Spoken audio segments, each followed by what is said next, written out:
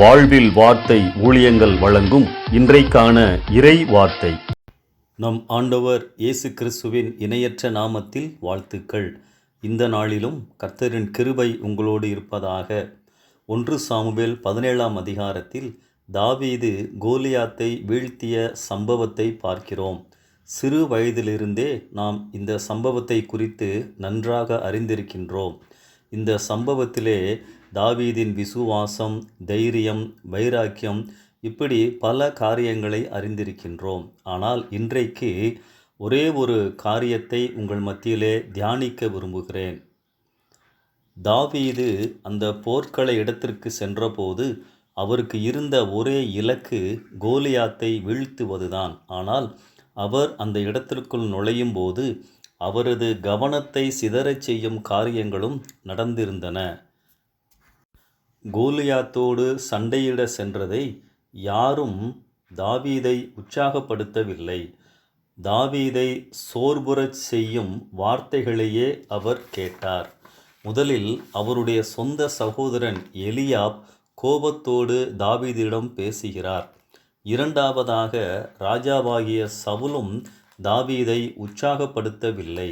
மூன்றாவதாக கூட்டத்தில் சிலரும் தாவீதை கேலி செய்திருக்கலாம். ஏனெனில் ராஜா கோலியாத்தை வெல்பவனுக்கு தன் மகளையே திருமணம் செய்து வைப்பதாக சொல்லியிருந்தார். இப்படிப்பட்ட வார்த்தைகளை தாவீது கேட்டிருந்த போதும் அவரது கவனம் சிதறவில்லை. He did not lose his concentration. தாவீது கோலியாத்தை வீழ்த்த ஒரே கல்லைத்தான் பயன்படுத்தினார்.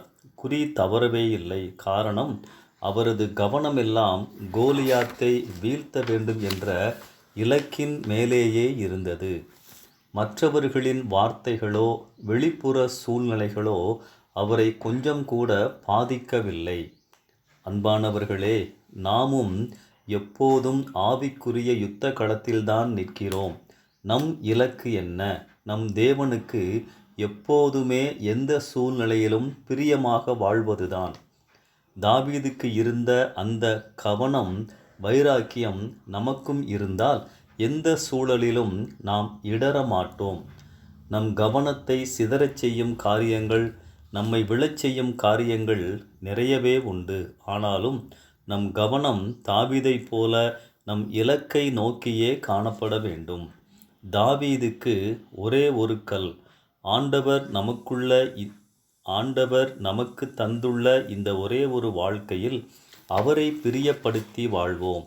அன்பானவர்களே, நம் இலக்கை மறவாதிருப்போம், மாற்றிவிடாதிருப்போம்.